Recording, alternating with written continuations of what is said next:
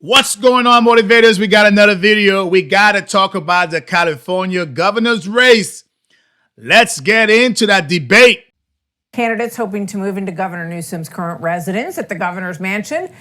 Less than a week from the mail-out ballots going out in this primary. Now, this is what they call a jungle primary, where all the candidates run on a single ballot, and then the top two, even if they're both Republicans or both Democrats, doesn't matter. They are the two that advance to the general in November. Let's watch a little bit of what happened out there last night on stage. I'm willing to take on the status quo. I'm willing to go against the grain and fight for a better California. The highest poverty rate in the country and the highest unemployment rate in the country and the worst business climate. All these things going wrong. They can't do anything except blame Trump. Yeah.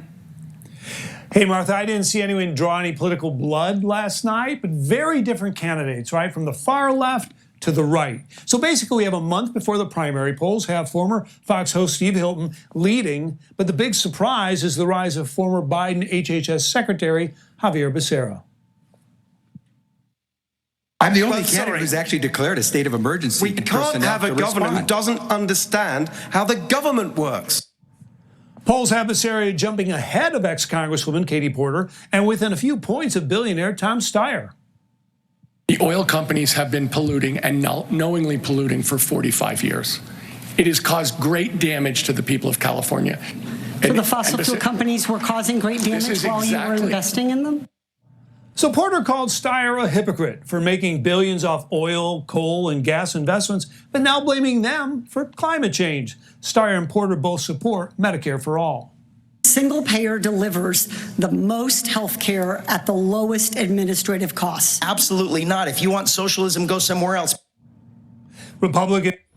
My thing is, what are we doing, California? Why do we keep doing the same thing over and over again?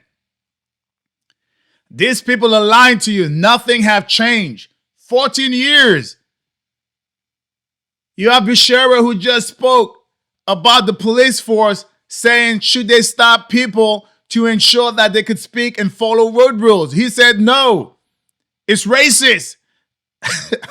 But these same individuals are not knowing how to follow road rules and they're killing people.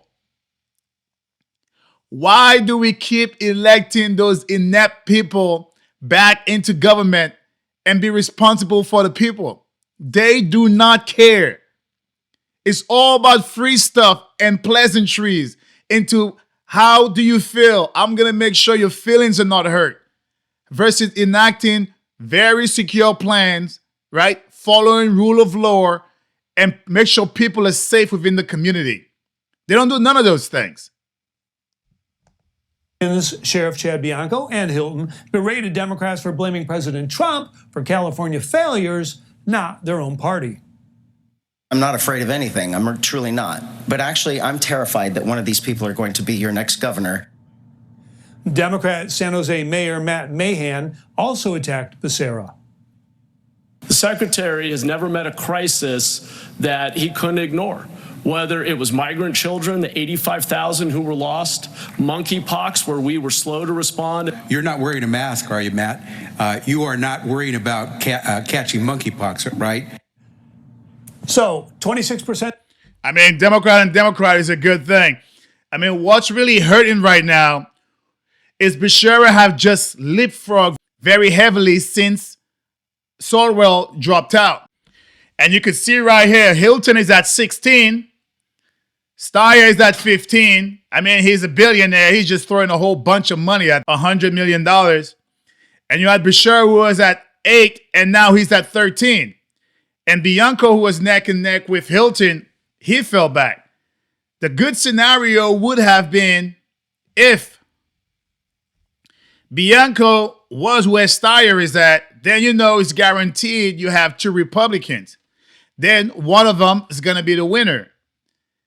But if any of the Democrats you see right here, Mahan's at 4, you know, like he probably going to drop out. Katie Porter might drop out. So all of these right here might jump into one of those individuals. And that's going to put Hilton behind and probably pump Steyer or Becerra right back up into the two main person who are contending for the governor. Hopefully that scenario does not happen.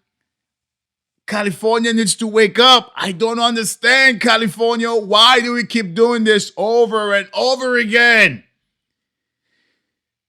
I just had a video about how crime is rising. Prior to that one, I did a video about the homelessness, how it keeps going up. People are complaining. At least you know what you have on that side with the Democrats. How about try something new, the Republicans? And if it doesn't work, you go back to being what you know is best. But if you haven't tried that, but you expect something else, what are we doing? Have to do is stop Steve Hilton's daddy, who has endorsed him and said that's what we got to do, from becoming the next governor of the state of California. We need someone who's going to fight Donald Trump, not agree with him. I think what you just saw there is actually what's going wrong with our politics in California. And we've had the same people in charge for 16 years now. They can't do anything except blame Trump. CBS News. And that's the thing, too. Once you're a governor, Trump's going to be out of office in 28. Now what? That's all these people have is Trump, Trump, Trump, Trump, Trump. How are you going to govern the state? They have no ideas, or the ideas they have, they suck. Voters over to Hilton, basically potentially opening up a spot for a Democrat to advance. And typically in this state, if there's a Republican and Democrat, the Democrat tends to do better. But I want to play some sound of the candidates sparring over the issue of healthcare affordability. Let's listen to that.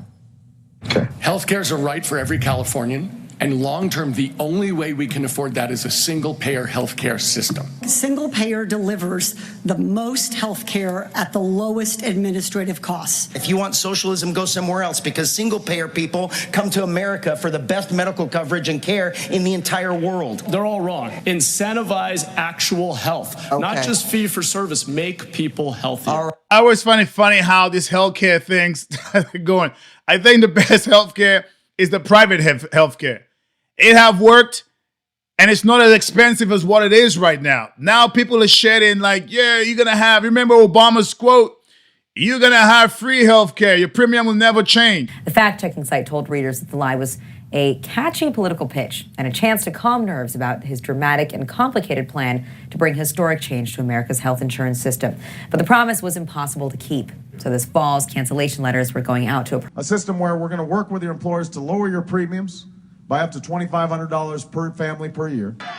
We will start by reducing premiums by as much as $2,500 per family. Here's what changes: saying to people who already have health insurance and the employers who are providing it, we'll work to lower your premiums by up to $2,500 per family per year.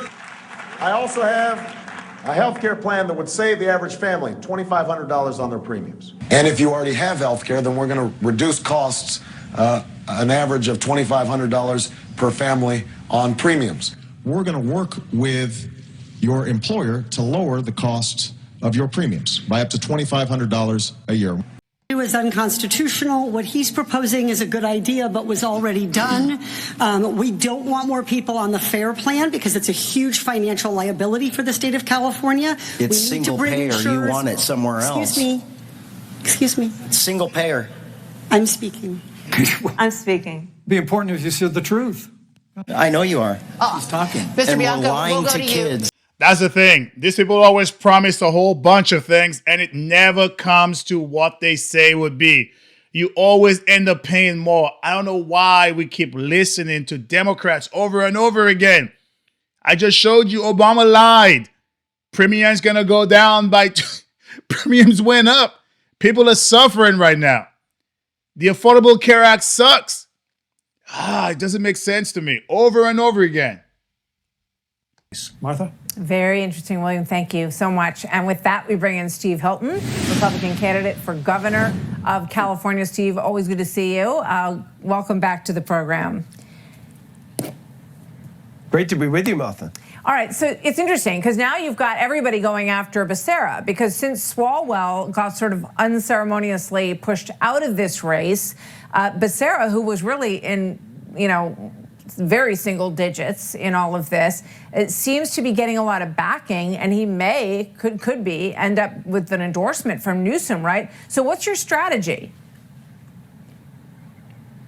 Well, Becerra is exactly the kind of candidate that the machine has been praying for, because he's a classic career politician. He's just been in office for most of his career in California. He's the puppet of the unions and the Democrat machine. He'll do exactly what the unions want. He'll do exactly what the far left activists want. But that's what Democrats want, though. Somebody they could control. They could have control Swalwell, same idea. So they don't want somebody not going to put on there that they cannot control. Gavin Newsom is being controlled. So all of it is that replacement for another. Somebody who's going to be Gavin-like, and it's like the same crap continues with the state keep losing money and everything keeps getting worse. Let's move on from the old and to something new. California, we have the opportunity to elect somebody new. Ballots are being mailed out this week. Let's get somebody new. Before in California, of course, Ronald Reagan, Arnold Schwarzenegger, Pete Wilson for a long time, very well-known governors. But I guess the question is, does the population support a Republican governor at this point when you have so many conservatives who've left the state? If you actually look at the number of votes that we need to win, and you look at the number of votes that President Trump got in... I think that's a very good question. I've been asking myself the same question.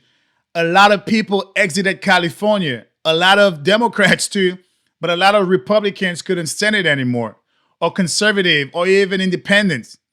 Those people who left, now the state becomes in a very peculiar situation, like it's mostly Democrats or people who are to the left. So when we have those elections, is it just going to be a blue wave? Hopefully not, but it remains to be seen. Who's going to... There's only a few left to vote. Majority of people just, when Prop 50 passed, it was a landslide, even though they might have some cheating in it. But the idea still remains is like they all voted blue. So it remains to be seen. California in 2024, without really campaigning here, he got 6.1 million votes in California. That's actually more than enough for me to win in a midterm election. Of course, it's not easy to get a kind of presidential year turnout in a midterm election, but we've got a big advantage this year, which is we've got in California voter ID on the ballot. Republicans really support that. So I think that's going to help us get a big turnout in November. Of course, we need to persuade some Democrats and independents as well. But I think the argument for change is overwhelming, and that's why I'm confident. Yeah, I do believe that voter ID is a big change. But the thing is, Republicans need to show up. Like I mentioned before, special election, midterms, everybody's like, we're not going to show up. We have to show up.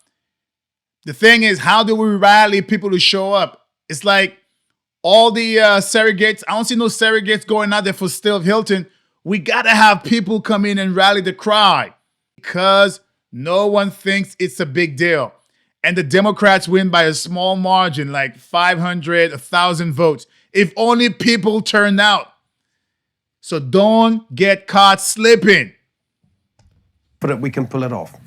So Chad Bianco, obviously the other Republican, and when it looked like the two of you were at the top of the polling, it was a very rare situation where if you get just the two of you into the general in November, then it would be a Republican governor. But I mentioned exactly what she was talking about. We used to have Chad Bianco with Steve Hilton neck and neck. Now that's no longer the case. The inverse is also generally true in California. If any Democrat ends up on that, in the race in November, most people look at that and say, well, then the Democrat is likely to win. What do you say to that? Well, I just don't think that's right, because we are done with the Democrats. If you just look at the pain that they're causing, I mean, there's a really big shift, even since the last governor's race. The proportion of Californians who say that the state is on the wrong track has gone from mid to high 40s to mid to high 50s. Yeah. There's a majority of Californians who think that we need change. I think that's why we've got a real shot. I'm not saying it's easy. Of course it's not. But I really think we have a shot this year. Really quickly, this is Spencer. Yeah, but we do know what's going to happen. Those same people who tout they need change because things are not going good. They always vote against their own interests. Always. And it's mind-boggling to me. Over and over again. We need change. We need change. When it comes to it, you know what? We're going to vote. You got people like Bill Maher who talks about how sucky it is. The Democrat Party is living away from what it used to be. The middle is going far left. Who do you vote for? I still vote for the left. You talking about Stephen A. Same thing. He sounds conservative when he talks. Who do you vote for? I still vote left. So it's the same thing with the people in California. They tout a good game. They could see what's going on around them is not great. The homelessness, everything. But yet they're still going to vote against their special interests. All right. Let me know what you think inside the comments. All right, motivators. If you enjoy what you've seen and heard, please like, comment, share. But most importantly, subscribe to A Black Veteran's Perspective. Stay motivated.